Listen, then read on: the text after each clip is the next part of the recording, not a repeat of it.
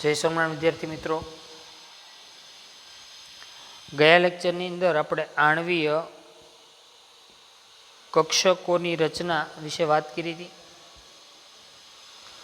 આજના ક્લાસની અંદર આપણે જે શીખવાના છીએ એ આણ્વીય કક્ષકોમાં ઇલેક્ટ્રોન કેવી રીતે ગોઠવાય એ અને થોડી ઘણી નવી બાબતોની પણ આપણે ચર્ચા કરશું. તો આજનો આપણો જે ટોપિક છે, તમને એમ કહે કે H2 અણુનો આણ્વીય ચિતાર દર્શાવો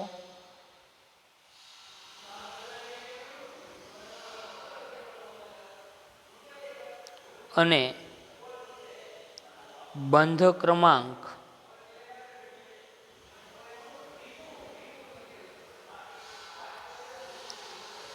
અને ચુંબકીય ગુણની ચર્ચા કરો.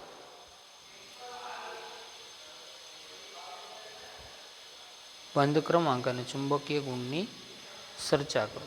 ઓકે, આવો પ્રશ્ન હોય તો એનો આન્સર આપણે લાવવાનો. આણ્વીય ચિતાર દોરવાનો છે. કોનો દોરવાનો છે પહેલાં તો એ જોવાનું, કોનો આણ્વીય ચિતાર છે તો કે H2 નો. તો જે અણુનો આણ્વીય ચિતાર દોરવાનો એની ઇલેક્ટ્રોનીય રચના આવડવી જોઈએ. તો હાઇડ્રોજનની પરમાણ્વીય ઇલેક્ટ્રોનીય રચના. હાઇડ્રોજનની પરમાણ્વીય ઇલેક્ટ્રોનીય રચના શું છે તો કે ભાઈ 1s1. ચલો, આણ્વીય ચિતાર દર્શાવવું હોય તો મેં તમને કીધું છે પદ્ધતિ દર્શાવી, એ પદ્ધતિ મુજબ ચાલવાનું. પહેલાં બે બાજુ પરમાણ્વીય કક્ષકો દર્શાવશું. અહીંયા હાઇડ્રોજનની પરમાણ્વીય કક્ષક, આ બાજુ પણ હાઇડ્રોજનની પરમાણ્વીય કક્ષક. ચલો, પરમાણ્વીય કક્ષક બે હાઇડ્રોજનની 1s. ઓકે, ઉર્જા બતાવવાની કે ઉર્જામાં શું થાય છે વધારો. ચલો, પરમાણ્વીય કક્ષકો જોડાય એટલે શું બને? આણ્વીય કક્ષકો. તો બે પરમાણ્વીય કક્ષકો 1s છે, આ બંનેના જોડાવાથી બે આણ્વીય કક્ષકો બને છે. કઈ બને છે? 1s જોડાય તો સિગ્મા 1s અને sigma star 1s. Sigma 1s અને સિગ્મા સ્ટાર 1s. આવું ગયા લેક્ચરમાં મેં તમને શીખવાડ્યું હતું. બે 1s કક્ષકો જોડાય તો બે આણ્વીય કક્ષકો બને. ચલો, એને હવે એટલે સુધીનું તો આપણને આવડે છે. અત્યાર સુધી નામ નહોતું આપ્યું, એમને આપણે આણ્વીય ચિત્ર બતાવતા હતા, શીખતા હતા. આજે પહેલું ઉદાહરણ લીધું આપણે કે H2 અણુમાં. ચલો, તો હવે પરમાણ્વીય કક્ષકોમાં રહેલા ઇલેક્ટ્રોન બતાવવા જરૂરી છે. જો હાઇડ્રોજનની પરમાણ્વીય કક્ષકમાં ઇલેક્ટ્રોન હોય તો પરમાણ્વીય કક્ષકો સંમિશ્રણ પામે એટલે શું બને? આણ્વીય કક્ષકો. તો અહીંયા આવશે H2 ની આણ્વીય કક્ષક. બરોબર. હવે નિયમો બધા પરમાણ્વીય કક્ષકમાં ઇલેક્ટ્રોન ભરાય તેવા જ નિયમો એ બધા લાગુ પડે. પરમાણ્વીય કક્ષકોમાં જેમ ઇલેક્ટ્રોન ભરાય તેવી જ રીતે ક્યાં ભરાવાના છે ઇલેક્ટ્રોન? આણ્વીય કક્ષકની અંદર ઇલેક્ટ્રોન ભરાવાના છે. પરમાણ્વીય કક્ષકમાં કેટલા ઇલેક્ટ્રોન ભરાય તો કે 2. તો આણ્વીય કક્ષકમાં કેટલા ઇલેક્ટ્રોન ભરાય? 2. પરમાણ્વીય કક્ષકમાં નીચી ઉર્જાવાળી કક્ષકમાં પહેલા ઇલેક્ટ્રોન ભરાય, પછી ક્યાં ઇલેક્ટ્રોન ભરાય? ઊંચી ઉર્જાવાળી કક્ષકમાં. તો પહેલા અહીંયા નીચી ઉર્જાવાળી કઈ થઈ તો કે સિગ્મા 1s અને પછી કઈ કક્ષકમાં? Sigma star. તો બંને ઇલેક્ટ્રોન 1s કક્ષકના ઇલેક્ટ્રોન ક્યાં આવશે તો કે સિગ્મા 1s માં. આ હાઇડ્રોજન અણુનો આણ્વીય ચિત્ર અહીંયા પૂરો થઈ ગયો. આણ્વીય ચિત્ર ઉપરથી આપણે ઘણી બધી માહિતી મળે. ચલો, સૌથી પહેલા આપણે શીખશું આણ્વીય ઇલેક્ટ્રોનીય રચના. જેવી રીતે પરમાણુની પરમાણ્વીય ઇલેક્ટ્રોનીય રચના હોય એમ અણુની શું હોય? આણ્વીય ઇલેક્ટ્રોનીય રચના. તો હાઇડ્રોજનની આણ્વીય ઇલેક્ટ્રોનીય રચના શું થાય તો કે સિગ્મા 1s. કેટલા ઇલેક્ટ્રોન ભરાણા તો કે 2. તો કે સિગ્મા 1s લો, આણ્વીય ઇલેક્ટ્રોનીય રચના. ઓકે, હવે વાત આવી હતી નવા બે શબ્દ આવ્યા હતા, બંધ ક્રમાંક. બરોબર. આણ્વીય ઇલેક્ટ્રોનીય રચના કોને કહેવાય તો કે જુદી જુદી આણ્વીય કક્ષકોમાં ઇલેક્ટ્રોનની જે ગોઠવણી થાય એને આપણે આણ્વીય ઇલેક્ટ્રોનીય રચના કહીએ છીએ. તમારી ટેક્સ્ટબુકનો પોઈન્ટ નંબર 4.7.5 બરોબર, એની અંદર આપેલું છે પેજ નંબર 125 ઉપર આ મુદ્દો તમને આપેલો છે. ઓકે, ત્યારબાદ આપણે આગળ વધીએ. તો બંધ ક્રમાંકની મારે ચર્ચા કરવી છે. ચલો, બંધ ક્રમાંક ગણવો બહુ સહેલો છે. બંધ ક્રમાંક ગણવા માટેનું સૂત્ર છે. કોઈ પણ અણુનો બંધ ક્રમાંક ગણવો હોય તો એનું એક કોમન સૂત્ર છે. બરોબર, કે NB - NA ભાંગ્યા 2. હવે અહીંયા તમને પ્રશ્ન થાય NB એટલે શું ને NA એટલે શું? NB એટલે જ્યાં NB એટલે બંધકારક આણ્વીય કક્ષકમાં રહેલા ઇલેક્ટ્રોનની સંખ્યા અને Na A એટલે એન્ટી બોન્ડિંગ ને B એટલે બોન્ડિંગ. Na એટલે બંધ પ્રતિકારક આણ્વીય કક્ષકમાં રહેલા ઇલેક્ટ્રોનની સંખ્યા.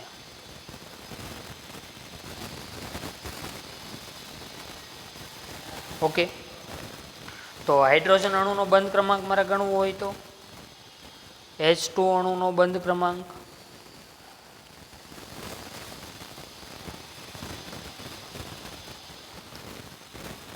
સૂત્ર શું છે? NB - Na/2.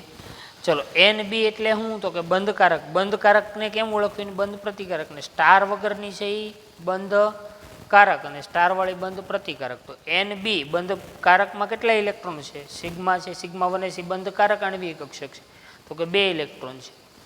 2 માઇનસ બંધ પ્રતિકારકમાં એક પણ ઇલેક્ટ્રોન નથી તો 2 - 0/2.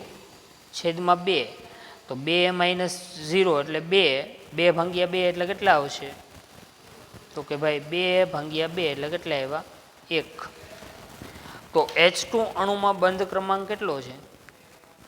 H2 અણુમાં બંધ ક્રમાંક કેટલો થયો? તો કે 1 છે. બરોબર. ચલો, આ શેની માહિતી મેળવી? બંધ ક્રમાંકની માહિતી આપણે મેળવી લીધી. તો બંધ ક્રમાંક ગણવો બહુ ઇઝી છે. આવા થોડાક ઉદાહરણો આપણે કરશું એટલે આપણને આવડી જ જશે. બરોબર, બહુ ચિંતા કરવા જેવું નથી. ચલો, ત્યારબાદ હવે આગળ વધીએ. હજી એક કંઈક કીધું છે, ચુંબકીય ગુણની ચર્ચા કરો. બરોબર, ચુંબકીય ગુણ છે 2 પ્રકારના હોય, કાં તો પ્રતિચુંબકીય હોય કાં તો અનુચુંબકીય હોય. બરોબર, કાં તો પ્રતિચુંબકીય કાં તો અનુચુંબકીય.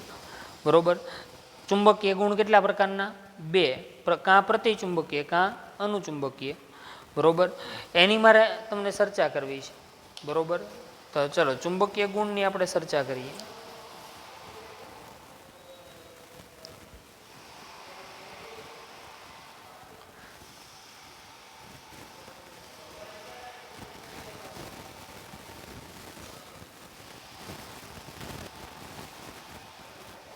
અનુચુંબકીય કે પ્રતિચુંબકીય?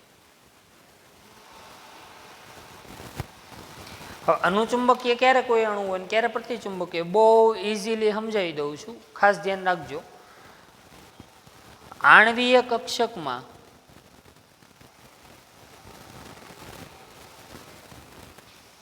એક ઇલેક્ટ્રોન હોય તો તે અણુ અનુચુંબકીય ગુણ ધરાવે છે.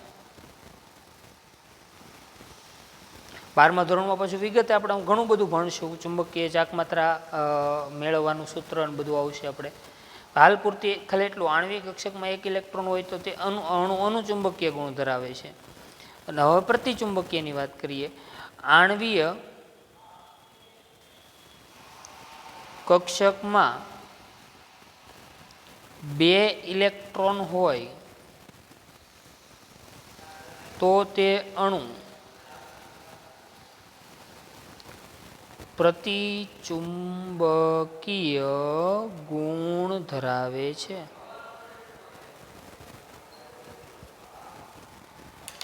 બરોબર, આણ્વિક કક્ષકમાં એક ઇલેક્ટ્રોન હોય તો અનુચુંબકીય અને 2 ઇલેક્ટ્રોન હોય તો તે અણુ પ્રતિચુંબકીય ગુણ ધરાવે છે. ઓકે, ચલો તો H2 અણુ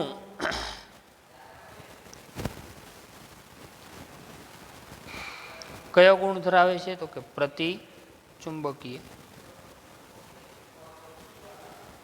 કેમ પ્રતિચુંબકીય? ડાયરેક્ટ મેં કહી દીધું. અહીંયા જુઓ ને, આણ્વિક કક્ષકમાં કેટલા ઇલેક્ટ્રોન છે? તો કે 2. 2 ઇલેક્ટ્રોન હોય તો હમણાં મેં શીખવાડ્યું, જો આણ્વિક કક્ષકમાં 2 ઇલેક્ટ્રોન આવેલા હોય તો તે અણુ કેવો ગુણ ધરાવે? તો કે પ્રતિચુંબકીય.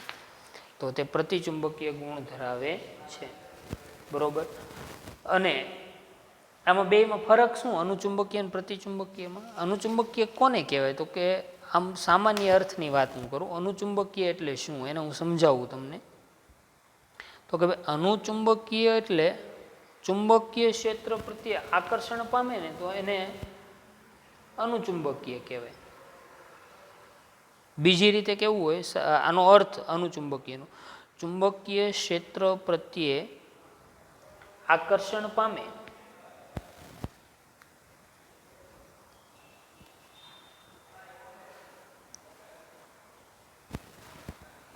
તો તેને અનુચુંબકીય કહેવાય.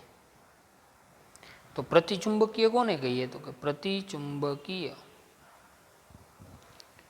સિમ્પલ રીતે જવાબ આપો કે ચુંબકીય ક્ષેત્ર પ્રત્યે અપાકર્ષણ ધરાવે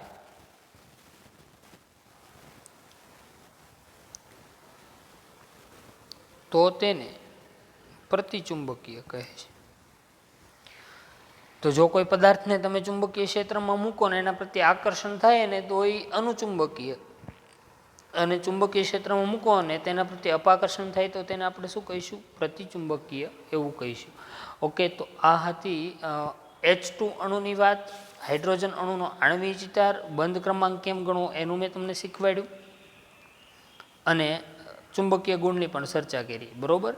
તો ત્યારબાદ હવે આજનો આપણો બીજો પ્રશ્ન આવો જ બહુ સરળ, કે હિલિયમ અણુ છે તેની આપણે ચર્ચા કરશું.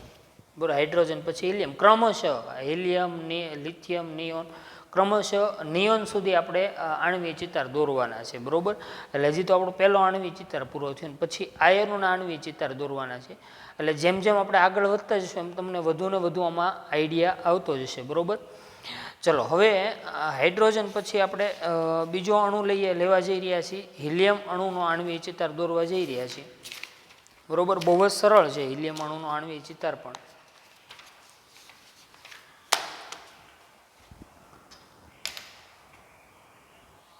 ચલો, તમને પ્રશ્ન આવો કે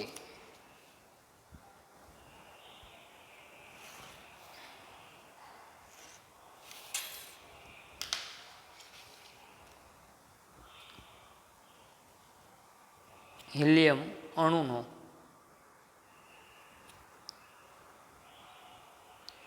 આણ્વીય ચિતાર દર્શાવો. આણ્વીય ઇલેક્ટ્રોનીય રચના,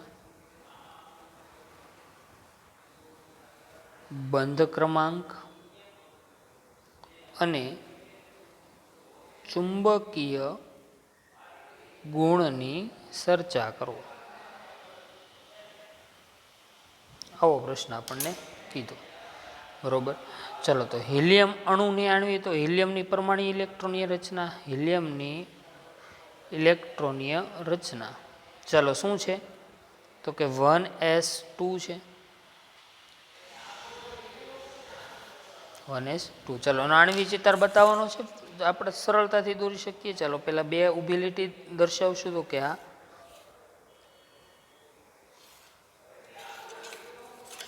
ઉર્જા પણ બતાવશું કે નીચેથી ઉપર જાવ છો તેમ ઉર્જામાં શું થાય છે? વધારો થાય છે.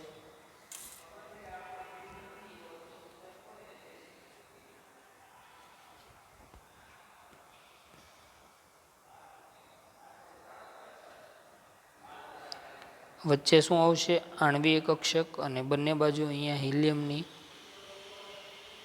પરમાણ્વીય કક્ષક. અહીંયા પણ શું આવશે? હિલિયમની પરમાણ્વીય કક્ષક.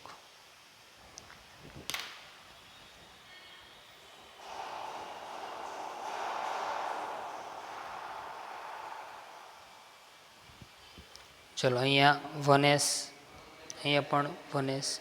ચલો, બે 1s કક્ષકો સંમિશ્રણ પામે એટલે બે શું બને? આણ્વીય કક્ષકો. સિગ્મા 1s અને સિગ્મા સ્ટાર 1s એટલે સુધીનું તો આપણને આવડે છે.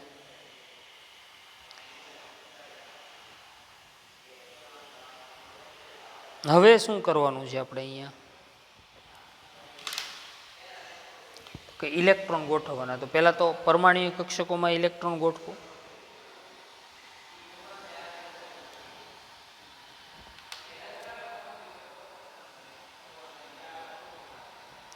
વનએસમાં 2 ઇલેક્ટ્રોન છે, એક હિલિયમ પરમાણુની, બીજા હિલિયમ પરમાણુની. વનએસમાં કેટલા ઇલેક્ટ્રોન છે? 2. હવે શું થશે અહીંયા તો કે હવે પરમાણ્વીય કક્ષકો એકબીજામાં સંમિશ્રણ પામે એટલે શું બનવાનું છે? આણ્વીય કક્ષકો. તો 2 ટોટલ ઇલેક્ટ્રોન કેટલા છે? 4. હવે હાઇડ્રોજનમાં તમને યાદ કરવું કે હાઇડ્રોજનમાં ટોટલ ઇલેક્ટ્રોન કેટલા હતા? 2. એટલે 2 ઇલેક્ટ્રોન ક્યાં ગોઠવાના હતા? નીચેની કક્ષક સિગ્મા 1sમાં જ ગોઠવાના હતા. અહીંયા બંને ઇલેક્ટ્રોન, હવે અહીંયા ટોટલ ઇલેક્ટ્રોન કેટલા થઈ ગયા? 4. તો હવે હંમેશા યાદ રાખો, પહેલા બંને 1s કક્ષકમાંથી એક ઇલેક્ટ્રોન છે એ ગોઠવાશે સિગ્મા 1sમાં. હજી કેટલા ઇલેક્ટ્રોન વધ્યા? 2. તો એ ઉપરની આણ્વીય કક્ષકમાં ગોઠવાશે, બરોબર. તો ઉપરની આણ્વીય કક્ષકની અંદર પાછા એક ઇલેક્ટ્રોન ગોઠવા. ઓકે, તમે જોઈ શકો કલર દ્વારા મેં મેચ કર્યું એટલે સારી રીતે સમજી શકો. પહેલાં બંનેમાંથી એક ઇલેક્ટ્રોન આવ્યા, એ રેડ લીધા મેં, પાછા બંનેને એક ઇલેક્ટ્રોન એ ક્યાંય ગયા? તો કે ઉપરની કક્ષકમાં. આ એક જ વસ્તુ, પરમાણ્વીય કક્ષકોમાંના ઇલેક્ટ્રોનને ક્યાં ગોઠવા? આપણે આણ્વીય કક્ષકમાં ગોઠવા. બીજું આમાં કોઈ વસ્તુ નવું છે નહીં. હાઇડ્રોજન કરતાં હિલિયમમાં એટલો ફરક પડ્યો કે sigma 1s, sigma star 1s ભરાણી, બરોબર. ચલો આણ્વીય ઇલેક્ટ્રોનની રચના લખીએ.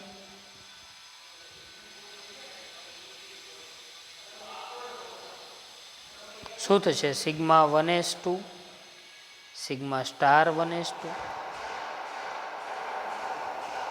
ઓકે, હાઇડ્રોજન માટે શું હતું? સિગ્મા 1s2 હતી. ચલો બંધ ક્રમાંક બતાવો હોય તો હિલિયમ 2 અણુનો બંધ ક્રમાંક.